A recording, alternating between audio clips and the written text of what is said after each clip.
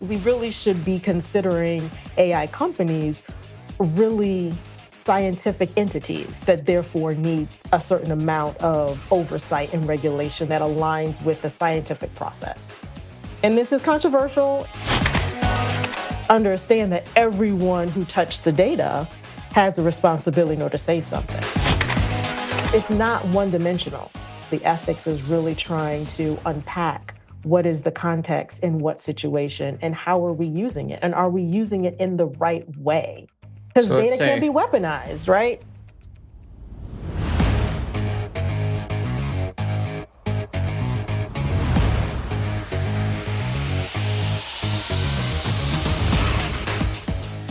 Good morning, good afternoon, or good evening, depending on where you're listening. Welcome to AI and the Future of Work, episode 325. I'm your host, Dan Turchin, CEO of PeopleRain, the AI platform for IT and HR employee service. Our community is growing. We get asked all the time how you can meet other listeners. To make that happen, we launched a newsletter. In fact, we've now produced about 30 of them. Super popular. We include clips from episodes that don't always make the final cut, and lots of fun facts as well. Go ahead and subscribe to that newsletter in the link in the show notes. If you like what we do, please tell a friend and give us a like and a rating on Apple Podcasts, Spotify, or wherever you listen. If you leave a comment, I may share it in an upcoming episode, like this one from Antonio in Baltimore, Maryland, who is a college professor and listens while biking to campus. Antonio's favorite episode is that excellent discussion with Armin Burjikli, CTO of BetterUp. I love that one, about humanizing work using AI to match coaches with employees. We learn from AI thought leaders weekly on the show. Of course, the added bonus, you get one AI fun fact each week. Today's fun fact. Ron Guerrier writes in CIO.com about how we can shape the future of AI responsibly. In it, he writes that as with any transformative technology, AI comes with risks, chief among them the perpetuation of biases and systemic inequities. To guide AI's development responsibly, we need to think of it not just as a tool, but as a growing child. Guerrier uses Dr. Yuri Bronfenbrenner's ecological systems theory to describe the evolution of AI. At the most immediate level is the microsystem, the developers, engineers, and users directly interacting with AI. Without diverse perspectives among developers, AI will continue to misrepresent and exclude marginalized communities. We talk about that often. Next is the mesosystem, which represents the relationships between key actors, tech companies, governments, and researchers. Guerrier goes on to describe three other levels using ecological systems theory: the exosystem, macrosystem, and chronosystem. My commentary, as I've said before, AI is perfectly designed to replicate human bias.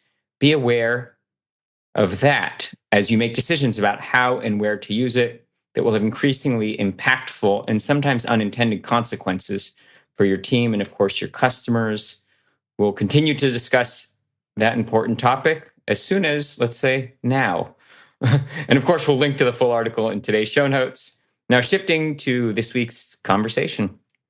Today's guest is a vocal advocate for the practice of responsible data science. Dr. Brandeis Marshall is the CEO of Dataedx Group, a data ethics and learning development agency that helps teams understand and rectify discrimination in data. Previously, Dr. Marshall was a professor of computer science at Spelman College and a faculty associate at Harvard. Dr. Marshall received her master's and Ph.D. degrees in computer science at Rensselaer Polytechnic. Go RPI Redhawks. Thanks to mutual friend and excellent former guest Kai Nunez for the intro. Without further ado, Dr. Marshall, it's my pleasure to welcome you to AI and the Future of Work. Let's get started by having you share a bit more about your background and how you got into the space. Awesome. Thanks for having me, Dan. This is going to be an awesome conversation. So a little bit about me. Well, let's not start from the very beginning. Let's just start with the space of the fact that I was faculty for nearly 15 years. And I decided that my time was better spent outside of the academic walls for various reasons we don't have to get into. But just know that my background is, of course, computer science, and I delved into data science because data is my tech jam. Like, I love databases, data modeling, data analytics, data engineering, and I just wanted to see it done better because the impact of data and how it is being used in all facets of our society is important to quantify, to understand. Um, and yeah, that's how I got into the space. I just got frustrated by seeing data being misused and abused. And I wanted to be part of the change agent. I wanted to be part of the solution, not part of just calling out the issues. What was it like transitioning from being in the ivory tower and in academia to being a practitioner? What lessons did you take away from Oh, academia, and then what have you had to maybe unlearn as you became an entrepreneur? oh my goodness. We don't have enough time to talk about all of that, Dan. That would be a 4-part series. But the biggest lessons that I learned was, as an academic, I was a CEO of one, right? I kind of jokingly called myself a COO, right? Company of one as an academic. And that transitioned very well when I became a solopreneur because I knew I had to have my hands in multiple pots at the same time. And I also recognized when I needed help, not necessarily at the right time. Sometimes I was over the skis because as an academic, you tend to just push forward. And so I had to learn as a business owner when to go, no, I cannot do this. I need to hire for this, or I need some support in how to get this particular activity or task done. But as an academic, I think the practice of public speaking is something that made the transition to the business world much easier because marketing calls or sales calls, as they're traditionally called, were pretty easy for me because I'm used to performing, right? I had to perform 3, sometimes 4 times a week in front of a class of mildly interested students to talk about data science and computer science topics. So, to be able to take a concept and make it snackable is something that I definitely learned as an academic, and being a department chair, that then I was able to translate very easily over into the business world. And I try to do my best to help others make that pivot or transition, and showing them that the messaging component isn't as difficult if you sort of rest on your educational laurels. I've said on this show before that in order to be a leader in a STEM field in the future, I believe that a grounding in things like ethics and philosophy and even sociology or maybe anthropology are as important as learning the hard sciences. Yeah. Um, Coming from academia, when will we incorporate some of those softer skills or non-hard sciences into degrees like computer science and data science? I honestly believe it's already being done. It might not be called computer science right now, or it might not be called data science curriculum right now, but what it tends to involve is there's faculty and there's students who are now asking some critical questions around: what is the impact of this algorithm? What's the application of this tool? How do we utilize the platforms in responsible ways? How do we step away from a particular platform? How do we migrate from one platform to another? And these types of critical questions that are being asked as part of the traditional curriculum is now bellowing and bolstering this conversation around: we need to have better communication skills within the sciences. And what does that mean? Right. So, one of the epiphanies that I've had over the past few years watching this AI hype, doom circle, I mean, cycle, I don't really know what to call it, um, is that AI is very scientific, but yet we operate as though AI is somehow an end goal. And it's not. A lot of the AI informs, AI powered companies are really science companies. Humans are the product that they're trying to optimize, right? Very, They're very well trying to said. learn. Yeah, they're trying to learn the people in order to make the AI product better. So we really should be considering AI companies really scientific entities that therefore need a certain amount of oversight and regulation that aligns with the scientific process. And this is controversial, and it brings up a lot of, feelings that people are like, no, it's a science. It's about optimization of the algorithm. Well, the algorithm is including people. And if It you're shouldn't be including people, controversial. it shouldn't be controversial. If you're including people, then you need to ensure that the actions you're taking with the product are not going to harm the people. And that is very, very much aligned with a lot of social science practice when it comes to human subject testing. Yeah, in the opener, I talked about how AI is perfectly designed to replicate human bias. All AI is a data problem. Now, you and I live this every day, and you're an expert. So maybe for all those who feel like, there is no intersection between data and ethics, what is data ethics?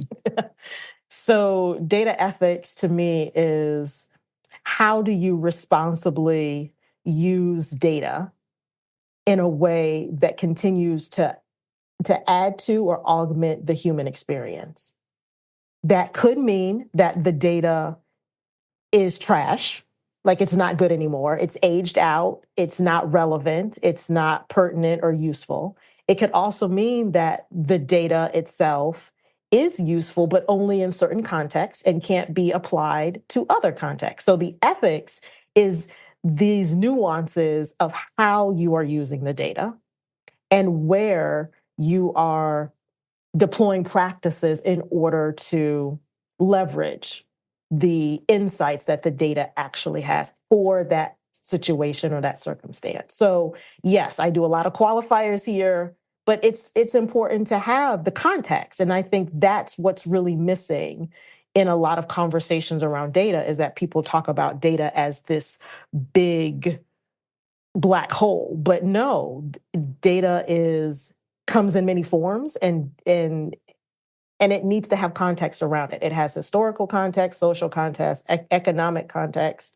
It's not one dimensional, and we shouldn't see it that way. And so the ethics is really trying to unpack what is the context in what situation and how are we using it? And are we using it in the right way? Because So let's data can be say, weaponized, right? absolutely, but not in obvious ways. So let's say Right. I'm a computer science student. I graduate from Dr. Marshall's course, Hmm. and I'm a great practitioner. And I go and I get a job, Yeah. commercializing, writing code, doing some of the things that I learned, getting my CS degree. I'm not an ethicist. I mean, data is truth, right? I'm just there to serve some commercial purpose, build some software, build an Hmm. algorithm that, extracts insights. But I shouldn't be responsible for how the data was collected or Right. uh, and yet, You are. maybe you are. So unpack that. Right. Why Yeah. might I be responsible for the unintended consequences of the latent bias in the data? Yeah, because you are handling the data. Every bit of data is translated and then outputted as new data. So you as a developer, you as a manager of other developers, you as a marketeer in order to explain the data and the algorithms are all part of a system that is creating new data, which is how the original raw data is interpreted. So you're part of the data pipeline. And as a participant in the data pipeline, you therefore have a responsibility to not only question how the data gets inputted to you, you therefore have control over how the data is handled when it's with you.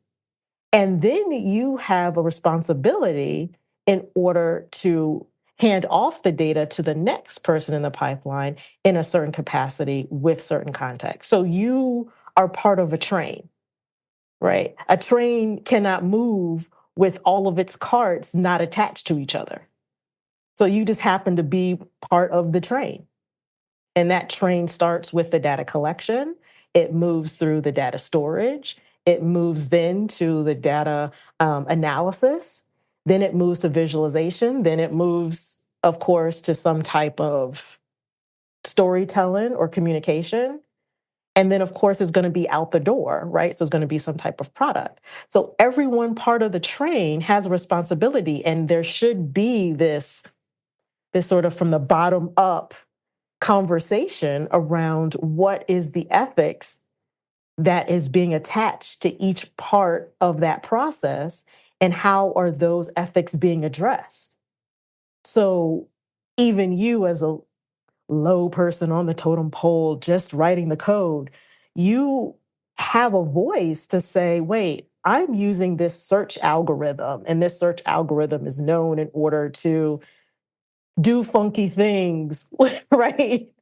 Or, hey, I'm trying to now reduce a person to a set of numbers to characterize them, and therefore it's going to manipulate how maybe marginalized people are viewed versus non-marginalized people, right? You have a responsibility to say something, and that should be attached to your output and your outcomes in order when you hand it off. And then the person that gets it next has those biases, has that disparity understanding, and therefore when they're handling the data and making their manipulations, they can then have that conversation and add to it and then move it on to the next, and so on and so forth. So by the time it gets to the VP of products, and then of course to the C-suite, of course to the CEO, if it gets greenlit, then yes, it is the company. But understand that everyone who touched the data has a responsibility in order to say something.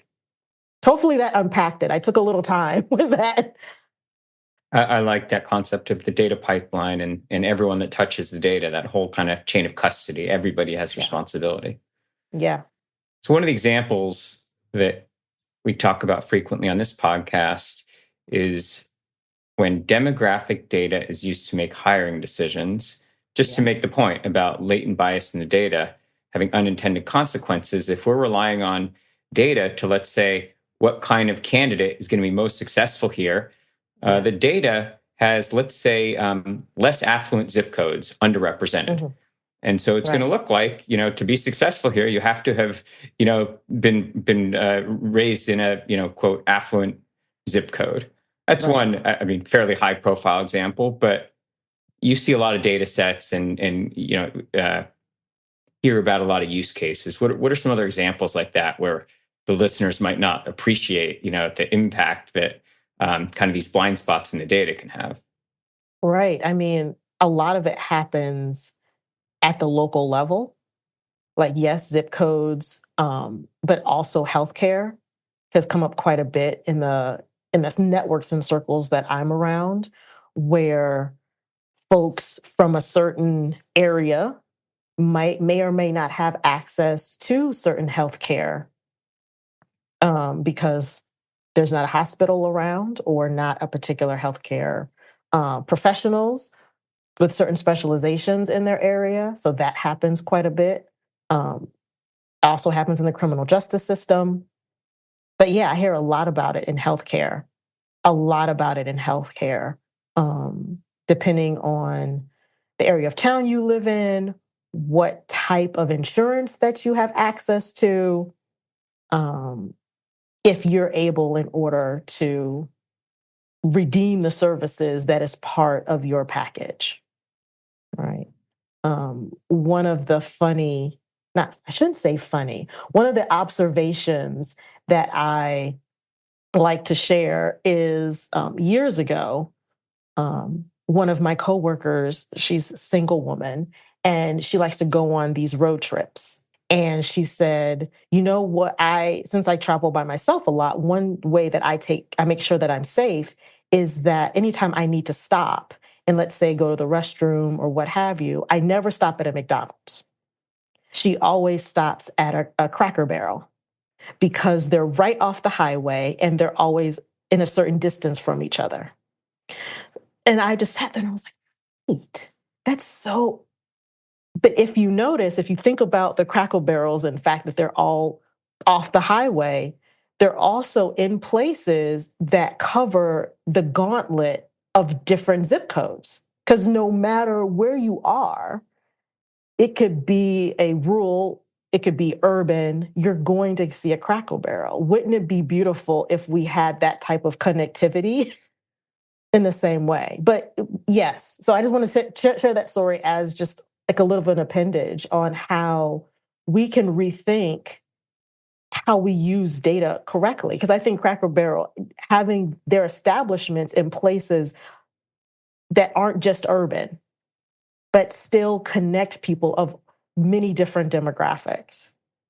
And that was a more equitable way in order to make sure that their business grew across the country without making it like the reverse, which would be a Starbucks. That's like only in urban areas. From the first time that we met, I wanted our community to meet you because you just radiate positivity, but you're also a pragmatist and you're a computer scientist. Yeah. And it's easy to have these conversations and focus on the doomsday scenarios, the bot apocalypse, and all the dire consequences of mismanagement of data. But another version of this is talking about potentially using these same technologies for good.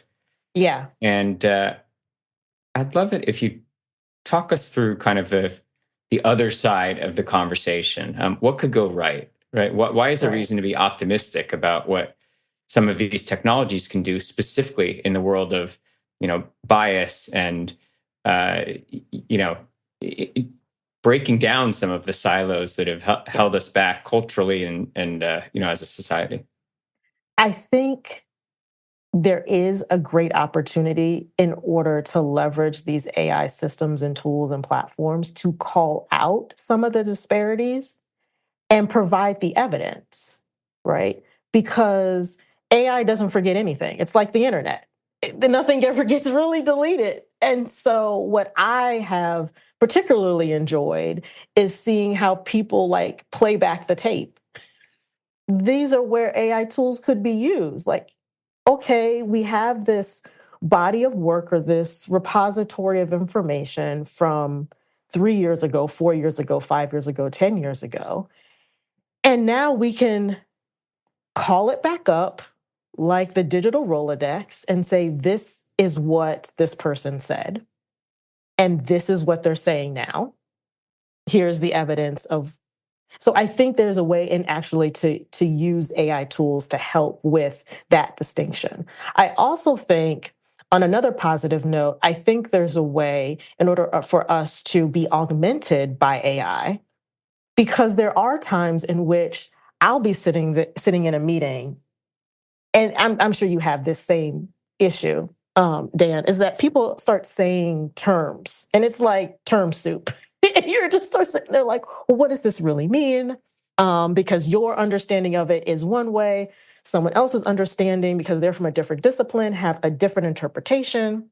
And the way that I have used certain aspects of generative AI is to help me fill in gaps quickly, not for it to be a 100% be all, but just to give me like, oh, that's what they probably mean by this term. Now I, as a practitioner, can now ask a question. Okay, I'm talking to you about this particular topic. Here's the term. I want to make sure that we're clear about how this term is being understood by both parties. So therefore, as we're having conversations on how to move forward with the data strategy or implementation, we are saying the same thing and we're not crossing signals. So that's where I've really seen a benefit. That does mean that individuals need to have a fundamental background to know what type of questions to ask.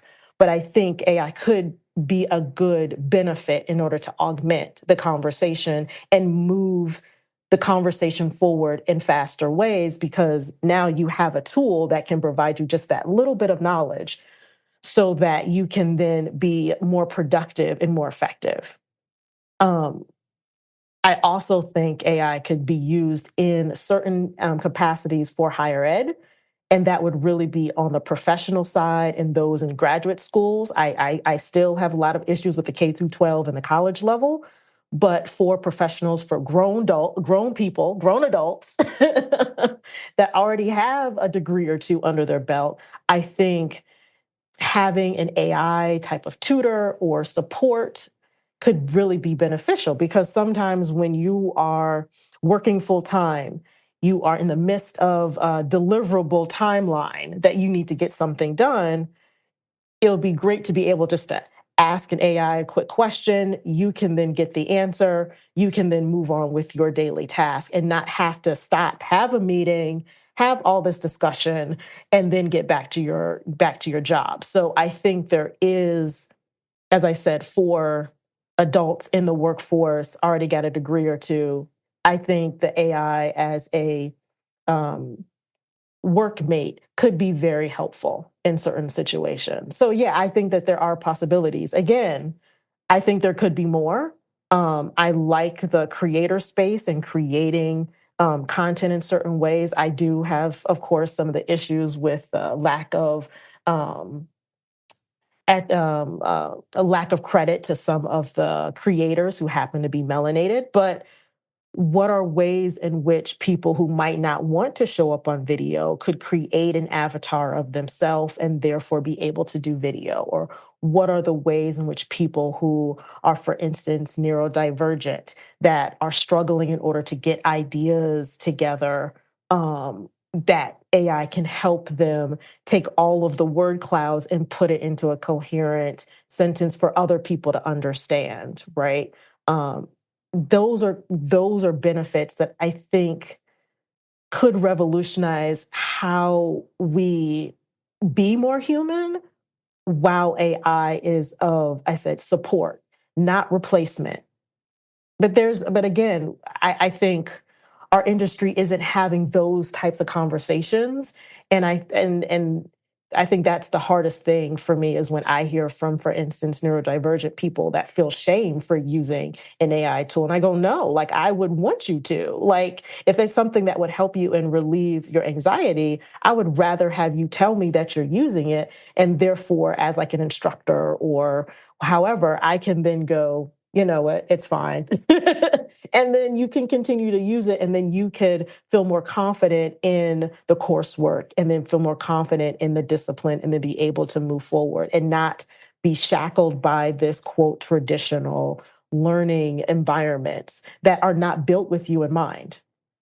If we choose to put the right guardrails in place and use it responsibly, to your point, it's such an enabler. Yeah. And so along those lines, we recently had a great conversation with Keith Sonderling, who is the commissioner of the Equal Employment Opportunity Commission. Mm-hmm. And he's actually now the incoming deputy labor secretary. Mm. And just a wonderful conversation. And he actually, also an AI optimist like you and I, he said, employers want to do the right thing. Yeah. And one of the positive consequences of using AI to make hiring decisions is that it illuminates some of the biased decisions that were being made by humans before. All of a sudden, the data shines a light on how we could improve. Mm-hmm. Because most employers want to hire a diverse workplace and want a diverse representation of skills and backgrounds. Yeah. But through cultural reasons that accumulate over decades, they have a hard time. So it's one example of where humans wanting to do the right thing can be enabled or empowered through responsible use of AI. Is that reflected in your work? Do you feel like there's a general intention to do good with AI, or what kinds of questions do your clients come to you asking about with respect to how to use it in the right ways? Right. I mean, a lot of their questions is around, what data do we have that actually is useful? Because I know there's a lot of conversation around AI, but what I find with my clients is they don't necessarily have a data strategy in place first. So they have data workflows that they haven't documented, that they then realize, oh, we have gaps here and here. And we need to fill those gaps before we can adopt certain AI tools. Or this is the reason why the AI tools that we've adopted aren't being optimized, is because we have these gaps. So a lot of the conversation is around how do we identify the gaps that we have and then fill them. So what data don't we need to collect anymore? Which data should we be collecting? What principles should we be outlining for our internal teams? Because the marketing team is going to have a different set of data inputs and exchanges than, let's say, the finance or the legal team or the DevOps team. So they're all trying to get this landscape of where they touch data. It's almost as if they have a pie and everyone is looking at their own slice. And so their questions are about, okay, now we understand there's a whole pie. There's not just these random slices. So how do we make sure the pie comes together and gives us the full picture? And it can be daunting. So some of them are overwhelmed, but then breaking it down into those snackable like tasks for each team becomes where I do my work. Right? I give that direction so that they can make informed choices about which AI tools they really need to use, and then how to get their team to adopt or not adopt under certain circumstances, because that's really the friction. Some people in the organization are like, let's adopt AI everywhere. Other people in the organization are like, no, never. So how do you bring both sides together, honor their position, but also make sure that you're able to move forward the business objectives and make sure to align the KPIs in order to get the ROI that they need? So it's a complicated issue, but that's what I'm here for. I'm here to deal with the complicated because I like it. I like Someone has to. Someone has to. Like unraveling. It's like, oh, I'm unraveling a puzzle and I'm putting the puzzle back together, right? So I like that. But yeah, that's really the questions that come around in my space. Is they really do want to do good, but they just have no idea where to start, and understandably so. There's not a core curriculum in K through 12 or higher ed that says, here's the data skills that you need, or here's the AI fluency skills that are required before you graduate, high school or college. You just kind of have to pick things up on your way, which that's a whole separate conversation. I think we need to institute a whole digital skills requirement, but we can save that for another conversation. That's the next episode we record. Yeah. So I want to go back to your example of healthcare. Not if, but when Dr. Marshall rules the world. I give you a scepter and you have ultimate power. For citizens who have been, let's say, harmed by an algorithm, their claim was denied, for example, what rights should we have to understanding when and how an algorithm or AI was used to make a decision that impacts something, like healthcare? Because right now there's no obligation for disclosure. Right. It's very opaque. What should the process be? Of course, I would say the process needs to be very transparent because it's very opaque right now. And it's by design that the healthcare industry does have its own silos. And so one person out of an organization, healthcare organization, might not know what another person out of the healthcare organization is doing, especially on insurance. So if I ruled the world, I would say the process would need to be one of noting when an algorithm was used in order to make a decision, make a diagnosis in particular. So one of the biggest struggles is with patient records. You as an individual getting a patient record for a family member, especially if you're the parent or guardian, elder care, child care, and everything in between, right? Partners and things like that as well.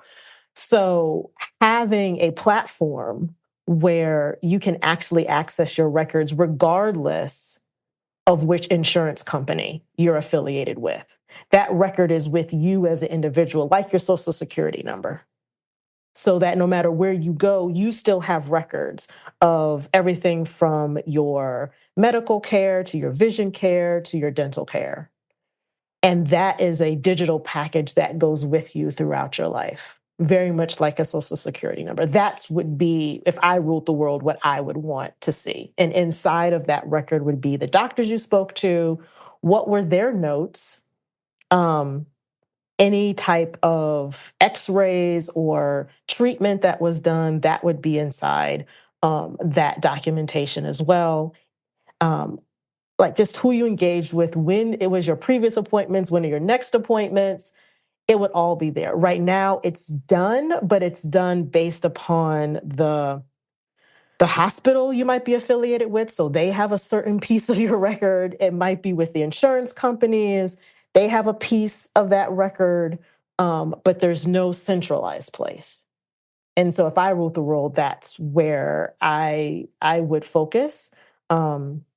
And then, yeah, if there was a dictation tool used, it would be noted. Dictation tool used in order to do these notes from Dr. So-and-so on date so-and-so, right?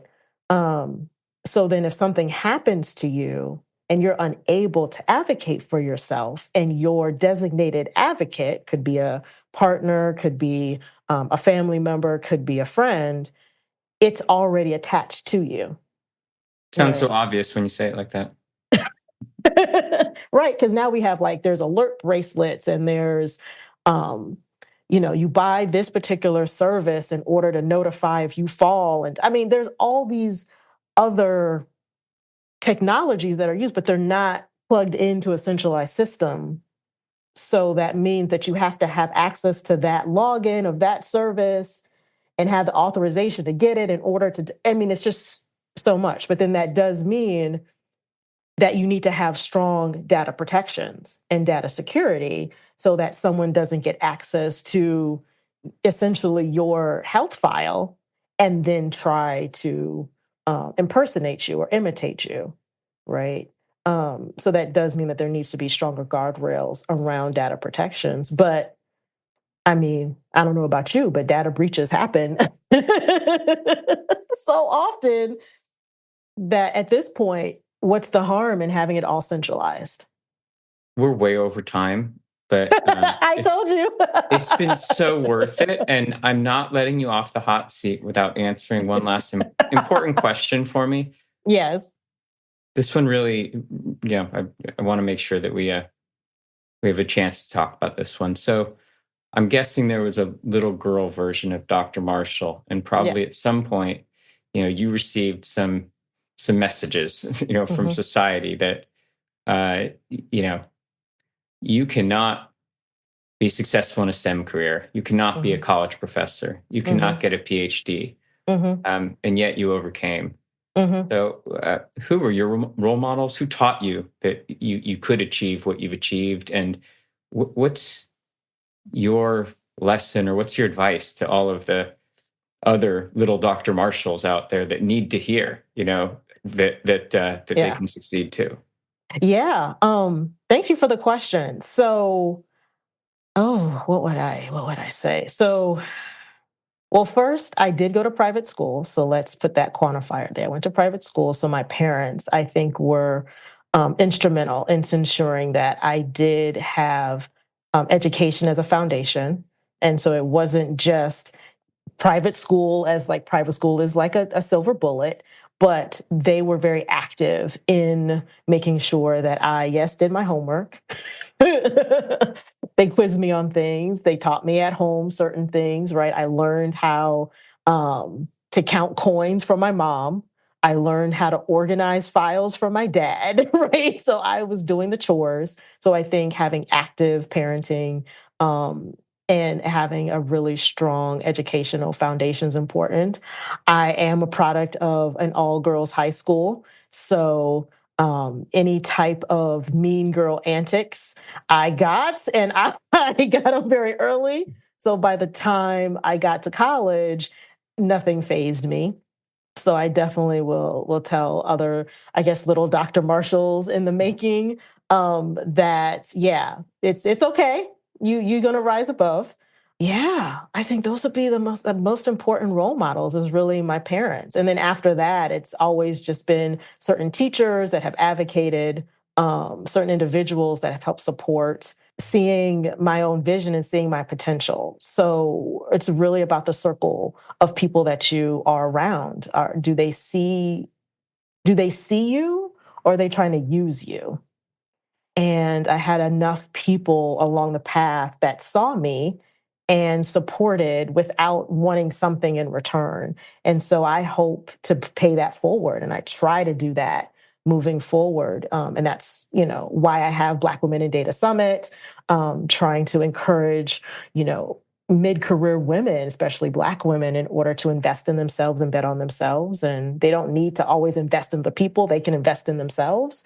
And it's a good thing. So yeah, you can do all the things. You can overcome the friction and the strifes and the meanness of people by not letting them stop your show, not letting them dim your light, not letting them dictate your path. Follow your gut and keep going forward. Brilliant answer. Thank you for sharing that. You're welcome. Well, gosh, this one sped by, and we are going to have you back because we're just getting started. Would love it. Yeah, thanks for hanging out. This was so much fun. So much fun. I would Right. love to come back. Can't wait for the next round. You got an open invite. And of course, thanks again to mutual friend Kai Nunez for making the intro. Before we wrap up, where can the audience learn more about you and the great work that you're doing? So you can definitely check me out on LinkedIn. That's where I hang out in the digital world. You can also check me out on, of course, my company website, dataedx.com. You can look at brandeismarshall.com. That'll take you to DataEdX as well as Black Women in Data. But yeah, I typically hang out on LinkedIn because it gives some good information. We have some spirited conversations and try to have some good positive times in the digital space. So that's where you can find me. Excellent. Well, great work. And gosh, that's all the time we have for this week on AI and the future of work. As always, I'm your host, Dan Turchin from PeopleRain. And of course, we're back next week with another fascinating guest.